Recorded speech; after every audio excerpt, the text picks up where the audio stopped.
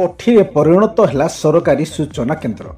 स्वाधीनता दिवस पूर्व उठिला प्रश्न। दर्शक बंधु टिकिनिकी खबर को स्वागत।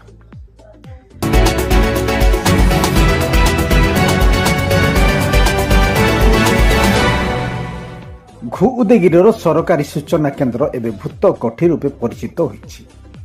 वर्ष वर्ष धरी अव्यवस्थित और भग्न अवस्था बंद होइथिबा एही केन्द्र उपरे ना सरकारी कर्मचारी ना अधिकारी और ना मंत्री माने ध्यान देउछन्ति। यह एक अत्यंत गुरुत्वपूर्ण संस्था हेबा सत्वे ए केन्द्र रे ना नियुक्त कौनसी अधिकारी अछन्ति ना देखाशुना करबाकू काहाकू नियुक्ति करा जायछि।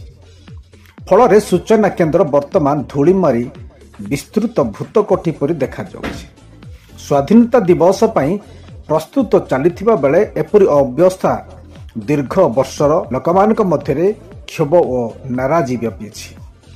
घटना पाई घु उदयगिरी प्रेस क्लब पक्षरु बारंबार अधिकारी मानकु अवगत करा जायछि, किंतु सेथिरे कोनोसी प्रतिक्रिया मिलिनि। ई सूचना और लोक संपर्क केन्द्र रे सरकार जो कर्मचारी को नियुक्त करथिले सेमाने अवसर बा बदली हेले, ता प्रति बदल रे कोनोसी कर्मचारी नियुक्त पाइले नाही, जहा फल रे एही सूचना केन्द्र रे ताला पड़िला। सूचना अधिकार नियम अनुसार प्रत्येक जिले में सूचना केन्द्र प्रक्रिया और उपलब्ध रहिबा आवश्यकता बा दायित्व सरकारଙ୍କର थिबा सत्वे एपरि अवहेला गंभीर चिंतार विषय। स्थानीय जनप्रतिनिधि और विधायक मानक मुखरु एपरि मुद्दा मध्य उपरे कोनोसी मत आसी नाही।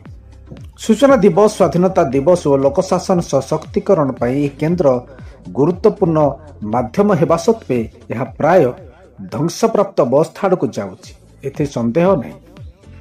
एबे समय आसीछि सरकार एही विषय रे गंभीर ध्यान दियंतु एवं घु उदयगिरी सूचना केन्द्र को कार्यक्षम और जनप्रयोगी केन्द्र भावे पुनर्स्थापित करंतु बोली दाबी होइछि। दर्शक बंधु टिकिनिकी खबर रो अधिक अपडेट पई टिकिनिकी खबर को सब्सक्राइब, लाइक और शेयर करबा को भूलिबे नहीं।